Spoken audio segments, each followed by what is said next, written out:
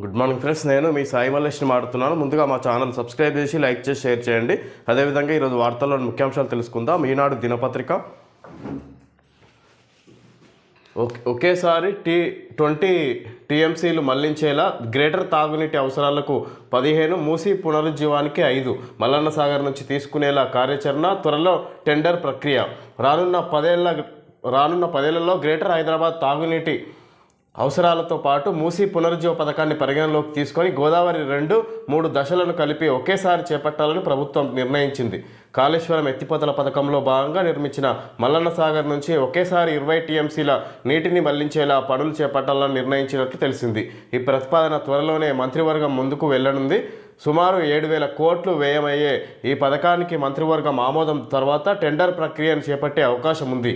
మల్లన్న సాగర్ నుంచి మళ్లించే 20 టీఎంసీల నీటిలో నేరుగా హైదరాబాద్ తాగునీటి అవసరాలకు 15 టీఎంసీలను వినియోగిస్తారు. ఇందుకోసం అవసరమైన వాటర్ ట్రీట్మెంట్ ప్లాంట్ను కూడా నిర్మిస్తారు. మరో 5 టీఎంసీలను మూసీ పునరుజ్జీవం కోసం హిమాయత్ సాగర్, ఉస్మాన్ సాగర్లకు మళ్లిస్తారు. అత్యవసర సమయాల్లో హిమాయత్ సాగర్, ఉస్మాన్ సాగర్లకు మళ్లించే 5 టీఎంసీలలో 2.5 టీఎంసీలను తాగునీటికి వినియోగించుకోవడానికి ఇక్కడ కూడా మరో ట్రీట్మెంట్ ప్లాంట్ నిర్మించనున్నారు. విధంగా హైదరాబాద్ తాగునీటి అవసరాలకు 15, మూసీ పునరుజ్జీవానికి 5, విధంగా 20 టీఎంసీలు మళ్లించేలా చర్యలు తీసుకుంటుంది రాష్ట్ర ప్రభుత్వం. మల్లన్న సాగర్ నుంచి ప్రాజెక్టు హైదరాబాద్కు నీరు తాగునీటికి, అదేవిధంగా మూసీ పునరుజ్జీవానికి ఈ విధంగా 20 టీఎంసీల నీరు అవసరం అన్నట్టుగా ఇక్కడ ప్రభుత్వం చర్యలు తీసుకుంటున్నట్టుగా చూసుకోవచ్చు. ఈ విధంగా హైదరాబాద్ తాగునీటి అవసరాలకు 15 టీఎంసీలు వినియోగిస్తారు. ఇందుకోసం అవసరమైన వాటర్ ట్రీట్మెంట్ ప్లాంట్లను కూడా నిర్మిస్తారు. మరో 5 టీఎంసీలను మూసీ పునరుజ్జీవం కోసం హిమాయత్ సాగర్, ఉస్మాన్ సాగర్లకు మళ్లిస్తారు. అత్యవసర సమయాల్లో హిమాయత్ సాగర్, ఉస్మాన్ సాగర్లకు మళ్లించే 5 టీఎంసీలలో 2.5 టీఎంసీలను తాగునీటికి వినియోగించుకోవడానికి ఇక్కడ కూడా మరో ట్రీట్మెంట్ ప్లాంట్ నిర్మించనున్నారు. ఈ విధంగా హైదరాబాద్ ప్రజలకు తాగునీటిని అందించడం కోసం ఈ విధంగా ప్రాజెక్టును కొత్తగా తీసుకొస్తున్నట్టుగా చూసుకోవచ్చు. 2-3 దశలు ఏకకాలంలో గోదావరి నుంచి హైదరాబాద్ తాగునీటి అవసరాలకు 30 టీఎంసీల నీటి కేటాయింపు ఉంది. ఇందులో 10 టీఎంసీల నీటిని ఎల్లంపల్లి నుంచి మొదటి దశ ద్వారా మళ్లించి వినియోగిస్తున్నారు. రెండో దశ కింద కొండపోచమ్మ సాగర్ నుంచి 10 టీఎంసీల నీటిని మళ్లించేలా గత ప్రభుత్వం నిర్ణయించింది. విధంగా గత ప్రభుత్వము ఇందులో 10 టీఎంసీల నీటిని ఎల్లంపల్లి నుంచి మొదటి దశ ద్వారా మళ్లించి వినియోగిస్తారు. రెండో దశ కింద కొండపోచమ్మ సాగర్ నుంచి 10 టీఎంసీల నీటిని మళ్లించేలా గత ప్రభుత్వం నిర్ణయించింది. గత ప్రభుత్వం కూడా గోదావరి నుంచి హైదరాబాద్ తాగునీటి అవసరాలకు 30 టీఎంసీల నీటి కేటాయింపు ఉంది. ఇందులో 10 టీఎంసీలు నీటిని ఎల్లంపల్లి నుంచి మొదటి దశ ద్వారా మళ్లించి, రెండో దశ కింద కొండపోచమ్మ సాగర్ నుంచి 10 టీఎంసీల నీటిని మళ్లించేలా గత ప్రభుత్వం కూడా నిర్ణయించింది. ఈ విధంగా హైదరాబాద్ ప్రజలకు తాగునీటిని అందించే విధంగా గత ప్రభుత్వం కూడా ఇక్కడ చర్యలు తీసుకున్నట్టుగా చూసుకోవచ్చు. ఇది ఈ ప్రభుత్వం ముందుకు తీసుకెళ్తున్నట్టుగా చూడవచ్చు మనం. రెండు పైప్ లైన్లతో మల్లన్న సాగర్ నుంచి గన్పూర్ వరకు 2 పైప్ లైన్లు వేయనున్నారు. 3,600 mm డయాతో కాకుండా 3,000 mm డయాతో 2 పైప్ లైన్లు వేసి 20 టీఎంసీల నీటిని మళ్లించనున్నారు. ఇందులో 15 టీఎంసీలు గన్పూర్ వద్ద శుద్ధి చేసి నేరుగా హైదరాబాద్ తాగునీటి అవసరాలకు మళ్లిస్తారు. మిగిలిన 5 టీఎంసీలు ఉస్మాన్ సాగర్, హిమాయత్ సాగర్కు శుద్ధి చేయకుండానే మళ్లించి మూసీ పునరుజ్జీవ పథకానికి వినియోగిస్తారు. మంత్రివర్గ సమావేశంలో చర్చించి దీనికి ఆమోదముద్ర వేయగానే టెండర్ ప్రక్రియకు శ్రీకారం చుట్టనున్నారు. విధంగా 2 పైప్ లైన్లతో ఈ నీటిని తీసుకురానున్నారు. ఒకటి మూసీ పునరుజ్జీవానికి, అదేవిధంగా ఒకటి హైదరాబాద్ తాగునీటికి సంబంధించి ఈ విధంగా దాన్ని శుద్ధి చేసి అందిస్తారు హైదరాబాద్కి అనుకొని చూసుకోవచ్చు. అదే విధంగా మూసీ పునరుజ్జీవానికి శుద్ధి చేయకుండానే యథావిధిగా అందించే అవకాశం ఉన్నట్టుగా ఇక్కడ ప్రభుత్వం దీనికి చర్యలు తీసుకుంటున్నట్టుగా చూసుకోవచ్చు. మారుతుంది క్యాలెండర్. మరి మనము క్యాలెండర్ ఏడాదికోసారి మారుతూనే ఉంటుంది. మరి మనం ఏమైనా మారుతున్నామా? కొత్త దుస్తులు, కొత్త ఫోన్, కొత్త సినిమాలు ఇవేనా ఇక? లేక ఆలోచనల్లో, ఆచరణలో, ప్రవర్తనలో, జీవన శైలిలో మార్పు ఏమైనా ఉంటుందా? లక్ష్యాలు ఎంత ఉన్నతంగా ఉన్నా, ప్రణాళిక ఎంత పక్కాగా ఉన్నా ఆచరణ లేకుంటే అంతా వ్యర్థమే. అడుగు పడకుంటే ఆరంభ శూరత్వమే. విధంగా నూతన సంవత్సర సందర్భంగా ఈ విధంగా ఇక్కడ ఓన్లీ క్యాలెండర్, కొత్త దుస్తులు, కొత్త వస్తువులు కొనుక్కొని ఉండడం కాదు. మనం ఏమైనా మార్పు వచ్చినామా, ఏమైనా పురోగతి, ఆర్థికంగా వివిధ రకాలుగా ఏమైనా మార్పు వచ్చిందా, ప్రవర్తనలో, ఆచరణలో, జీవనశైలిలో మార్పు ఉందా అన్నట్టుగా చూసుకోవాలి. లక్ష్యాలు ఎంత ఉన్నతంగా ఉన్నా, ప్రణాళిక ఎంత ఉన్నతంగా ఉన్న ఆచరణ లేకుంటే అంతా వ్యర్థమే అన్నట్టుగా చెప్పుకొస్తారు ఈనాడులో. 10,000 అడుగులు వేయకుండా రోజు 15 నిమిషాలు నడక, ఉదయం కాకుండా సాయంత్రం అయినా ఎర్లీ టు రైజ్ చేయలేకున్నా రోజు కంటే జస్ట్ 15 నిమిషాల ముందు ప్రయాణానికైనా, పనికైనా, విందుకైనా, వినోదానికైనా, దేనికైనా ఓ 10 నిమిషాలు ముందుండేలే అలవాటు. ఇలాంటి చిట్టిపట్టి అడుగులు, జీవన శైలిలో చిన్న చిన్న మార్పులు జీవితాన్ని మార్చేస్తాయి, మిమ్మల్ని కొత్తగా చూపిస్తాయి. రేపటికి రూపం లేదు, ఈరోజే ఆ ప్రయత్నం మొదలు పెడదాం. మీ ఇంట్లో డబ్బులు కాయాలంటే కొత్త ఏడాదిలో ఆర్థిక ప్రణాళికపై ప్రత్యేక కథనం. ఈ విధంగా నూతన సంవత్సరం సందర్భంగా మార్పు, మన జీవన శైలిలో మార్పు తీసుకొచ్చే విధంగా ఉండాలి మన చర్యలు అన్నట్టుగా ఇక్కడ ఈనాడు కథనంలో ఇవ్వడం జరిగింది. ఈ విధంగా ఏ పనికైనా ఒక 15 నిమిషాలు ముందు ఉండేలా చూసుకుంటే దాంట్లో ఫలితాలలో కొంచెం మార్పు ఫలితంగా ఉంటుందా, ఫలితాలు వేరే విధంగా ఉంటాయి అన్నట్టుగా చెప్పుకొస్తారు. జూనియర్ లెక్చరర్లు వస్తున్నారు. 1239 మందితో జాబితా అందజేసిన టీజీపీఎస్సీ 10-15 రోజుల్లో ధృవపత్రాల పరిశీలన. త్వరలో సీఎం చేతుల మీదుగా నియామక పత్రాలు, వెంటనే పోస్టింగ్లు. కొత్త సంవత్సరంలో రాష్ట్రంలోని ప్రభుత్వ జూనియర్ కళాశాలలకు మహర్దశ పట్టనుంది. రాష్ట్ర ఆవిర్భావం తర్వాత తొలిసారిగా సర్కారు కాలేజీలలో 1239 మంది శాశ్వత అధ్యాపకులు విధుల్లో చేరనున్నారు. ఈ మేరకు ఎంపికైన జూనియర్ లెక్చరర్ల జాబితాను Telangana public service commission TGPSC inter విద్యాశాఖకు అందజేసింది. వాస్తవంగా 1392 మంది నియామకాలకు 2022 డిసెంబర్లో టీజీపీఎస్సీ నోటిఫికేషన్ జారీ చేసింది. వివిధ కారణాలతో నియామక ప్రక్రియలో జాప్యం జరుగుతూ వచ్చింది.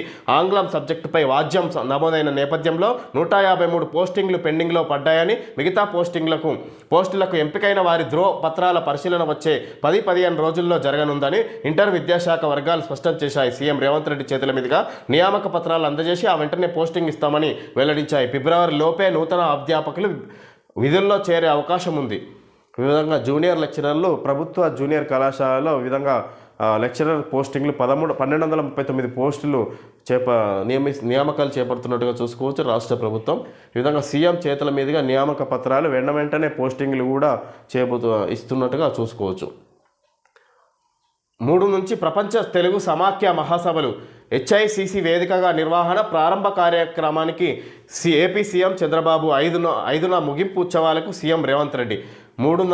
జనవరి 3 నుంచి ప్రపంచ తెలుగు సమాఖ్య మహాసభలు హెచ్ఐసిసి వేదికగా నిర్వహణ. ప్రారంభ కార్యక్రమానికి ఏపీ సీఎం చంద్రబాబు హాజరవుతున్నట్టుగా చూసుకోవచ్చు. 5న ముగింపు ఉత్సవాలకు సీఎం రేవంత్ రెడ్డి. ఈ విధంగా హైదరాబాద్లోనే నిర్వహించినట్టుగా చూసుకోవచ్చు. ఈ వేడుకలు హెచ్ఐసిసి వేదికగా నిర్వహణ హైదరాబాద్లో ఉందని. తుది తీర్పు వచ్చే వరకు కేటీఆర్ను అరెస్ట్ చేయొద్దు. ఫార్ములా ఈ కేసులో మధ్యంతర ఉత్తర్వులను పొడిగించిన హైకోర్టు. క్యాష్ పిటిషన్పై ఇరుపక్షాల తరపున సుదీర్ఘ వాదనలు. ఆ సొమ్ము ఎక్కడికి చేరిందో తేలాలన్న ఫిర్యాదు తరపు న్యాయవాది. మోసం ఏంటో చెప్పకుండానే కేసు పెట్టారన్న పిటిషనర్ న్యాయవాది. ఫార్ములా ఈ రేస్ నిర్వహణ ఎవరి ప్రయోజనాల కోసం చేపట్టారు? హైదరాబాద్ కోసమా, మరొకరి కోసమా? తరలించిన ప్రభుత్వ సొమ్ము ఎక్కడికి వెళ్ళింది? మళ్ళీ వెనక్కి వచ్చిందా, పిటిషనర్కు చేరిందా అన్నది దర్యాప్తులో తేలాల్సి ఉందని ఏసీబీ ఫిర్యాదుదారుల తరపు న్యాయవాదులు మంగళవారం హైకోర్టుకు నివేదించారు. 54.88 కోట్ల ప్రభుత్వ నిధులు బదిలీ అయ్యాయని, నిబంధనల ఉల్లంఘన జరిగిందంటూ కేసు దర్యాప్తు చేయడానికి కారణాలు చాలని పేర్కొన్నారు. నిధులు బ్యాంకుల ద్వారానే వెళ్ళాయి. మోసం ఎక్కడ జరిగిందో చెప్పడం లేదు. నిబంధనల ఉల్లంఘన నేరపూరితం కాదు అంటూ కేటీఆర్ తరపు న్యాయవాది హైకోర్టు దృష్టికి తీసుకువచ్చారు. ఫార్ములా ఈ రేస్ వ్యవహారంలో ప్రభుత్వ ఖజానాకు నష్టం కలిగించారంటూ పురపాలక శాఖ ముఖ్య కార్యదర్శి దానకిషోర్ ఫిర్యాదుపై ఏసీబీ నమోదు చేసిన కేసును కొట్టివేయాలంటూ కేటీఆర్ దాఖలు చేసిన క్యాష్ పిటిషన్పై మంగళవారం జస్టిస్ కె లక్ష్మణ్ విచారణ చేపట్టారు. సుదీర్ఘ వాదనల అనంతరం తీర్పును వాయిదా వేశారు. తీర్పు వెలువరించేదాకా కేటీఆర్ను అరెస్ట్ చేయరాదంటూ విధంగా ఈ కాంగ్రెస్ వ్యవహారంలో విధంగా 54.88 కోట్ల ప్రభుత్వ నిధులు బదిలీ అయ్యాయి అక్రమంగా. ఈ విధంగా విదేశీ కంపెనీకి అక్రమంగా ఆర్బీఐ పర్మిషన్ లేకుండా ఈ విధంగా కేటీఆర్ తన చొరవతోనే ఈ విధంగా అధికార దుర్వినియోగానికి పాల్పడ్డాడని ఈ విధంగా ప్రస్తుత ప్రధాన కార్యదర్శి దానకిషోర్ ఆయన మీద ఏసీబీలో కేసు నమోదు చేసినట్టుగా చూసుకోవచ్చు. ఈ విధంగా ఫిర్యాదు చేసిండే ఏసీబీకి. ఈ విధంగా ఆయన ఫిర్యాదుతోటి ఈ విధంగా కేటీఆర్పై కేసు నమోదు చేసినట్టుగా చూసుకోవచ్చు ఏసీబీ. ఈ విధంగా ఇక్కడ నాపై కేసు నమోదైన దానికి కొట్టివేయాలన్నట్టుగా హైకోర్టులో ఆయన పిటిషన్ వేసిండు కేటీఆర్. ఈ విధంగా దీనిపై వాదోపవాదనలు జరుగుతున్నాయి. ఈ విధంగా ఆయన ఎవరి ప్రయోజనాల కోసం ఈ కార్ రేస్ వ్యవహారం నిర్వహించారు హైదరాబాద్లో. ఇది ఆ 54.88 కోట్లు ఎవరికి బదిలీ అయినాయి, మళ్ళీ రిటర్న్ పిటిషనర్కి వచ్చినాయా, అది ఎవరి ఖాతాలు జమ అయినాయి, ఈ విధంగా బ్యాంకుల ద్వారానే వెళ్ళినాయి ఎవరి పర్మిషన్ లేకుండా అన్నట్టుగా ఈ విధంగా ప్రస్తుత ప్రభుత్వం ప్రశ్నిస్తుండగా చూసుకోవచ్చు. ఒక్క సంతకం 4 లక్షల బీమా, బ్యాంకుల్లో ఉన్న 2 పథకాలపై ప్రచారం కరువు. ఒక్క సంతకం 4 లక్షల బీమా, బ్యాంకుల్లో ఉన్న 2 పథకాలపై ప్రచారం కరువు. ఈ విధంగా బీమా గురించి మరొకసారి గుర్తు చేస్తున్నట్టుగా చూసుకోవచ్చు. ఈ విధంగా ఒక్క సంతకంతో 4 లక్షల బీమా వస్తున్నట్టుగా బ్యాంకుల్లో ఉన్న 2 పథకాలపై ప్రచారం చేయలేకపోతున్నారు బ్యాంకుల వాళ్ళు అన్నట్టుగా ఇక్కడ చూడొచ్చు వార్త. గవర్నర్కు భూభారతి బిల్లు ఆమోదం అనంతరం అమలులోకి, నేటి నుంచి ఎన్ఐసి నిర్వహణలోకి ధరణి. గవర్నర్కు భూభారతి బిల్లు ఆమోదం అనంతరం అమల్లోకి, నేటి నుంచి ఎన్ఐసి నిర్వహణలోకి ధరణి. ఈ విధంగా భూభారతి బిల్లు, ఈ విధంగా భూమికి ధరణి ప్లేస్లో భూభారతి బిల్లును తీసుకొచ్చింది రాష్ట్ర ప్రభుత్వం. ఇది గవర్నర్ ఆమోదం నేడు ఆమోదించబోతున్నట్టుగా చూసుకోవచ్చు. ఆ ఆమోదం తర్వాత అమల్లోకి రాబోతున్నట్టుగా భూభారతి చూడవచ్చు. నేటి నుంచి ఎన్ఐసి నిర్వహణలోకి ధరణి. 4వ మంత్రివర్గ సమావేశం, పలు కీలక అంశాలపై నిర్ణయం తీసుకునే అవకాశం. ముఖ్యమంత్రి రేవంత్ రెడ్డి అధ్యక్షతన ఈ నెల 4న సాయంత్రం 4 గంటలకు డాక్టర్ బిఆర్ అంబేద్కర్ సచివాలయంలో రాష్ట్ర మంత్రివర్గం సమావేశం కానుంది. ఈ మేరకు రాష్ట్ర ప్రభుత్వ ప్రధాన కార్యదర్శి ఏ శాంతికుమారి అన్ని శాఖల ముఖ్య కార్యదర్శులకు సమాచారం అందించారు. అవసరమైన సమాచారం సిద్ధం చేయాల్సిందిగా ఆదేశించారు. ఈ సమావేశంలో పలు కీలక అంశాలపై కేబినెట్ చర్చించి నిర్ణయాలు తీసుకోనుంది. కొత్త రేషన్ కార్డులు, రైతు భరోసా, రైతు కూలీలకు సంవత్సరానికి 12,000 సాయం, స్థానిక సంస్థల్లో బీసీ రిజర్వేషన్ల కోసం ప్రత్యేక కమిషన్ నివేదిక, ఎస్సీ వర్గీకరణ, పలు పురపాలక సంఘాల్లో గ్రామాల విలీనం, పర్యాటక పాలసీ, యాదగిరిగుట్ట ఆలయ బోర్డు గ్రామ రెవెన్యూ వ్యవస్థ పునరుద్ధరణలో భాగంగా గ్రామస్థాయి అధికారుల నియామక ప్రక్రియతో పాటు అన్ని శాఖల్లో ఉన్న ఇతర పెండింగ్ అంశాలపై చర్చించే అవకాశం ఉంది.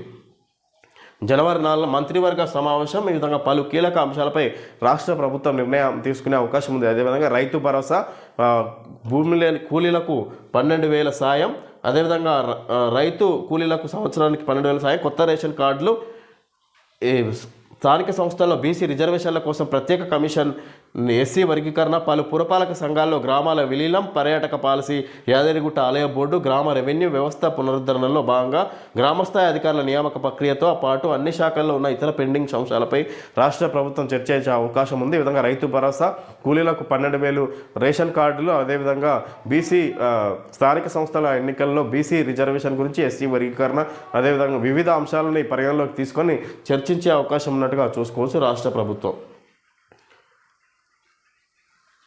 హ్యాపీ వెడ్నెస్డే, ఉమెన్స్ వెడ్నెస్డే విజయోత్సవ వేడుకలు స్మార్ట్ బజార్ రిలయన్స్ వాళ్ళు ఆడివ్వడం జరిగింది. చామంతి ఈరోజే ప్రారంభం. ప్రతిరోజు రాత్రి 8:30 అక్క భవిష్యత్తు కోసం అబద్ధాన్ని నిజం చేస్తుందా లేక అసలు నిజాన్ని బయట పెడుతుందా అని జీ తెలుగు సీరియల్. సరికొత్త స్టాక్పై the biggest exhibition sale. Kanchipuram, Benaras, Calcutta, Mumbai, Surat చీరలపై ఎగ్జిబిషన్ సేల్. నిజాంపేటలో వేదిక Kolanu Raghavareddy gardens, Nizampet road, Kukatpally. Sarees, ghagra, salwars, dress materials, western వేర్లపై 70% ఫ్లాటు ఆఫర్ అంటే ఇది స్టాక్ క్లియరెన్స్ సేల్. ఈ విధంగా ఉమెన్స్ వరల్డ్ నిజాంపేటలో ఇది ఎగ్జిబిషన్, వస్త్రాలపై ఎగ్జిబిషన్ జరుపుతున్నట్టుగా ఆఫర్ ఇవ్వడం జరిగింది. ఓకే ఫ్రెండ్స్, ఈరోజు వార్తల్లో ముఖ్యాంశాలు తెలుసుకోవడం జరిగింది. Thank you friends.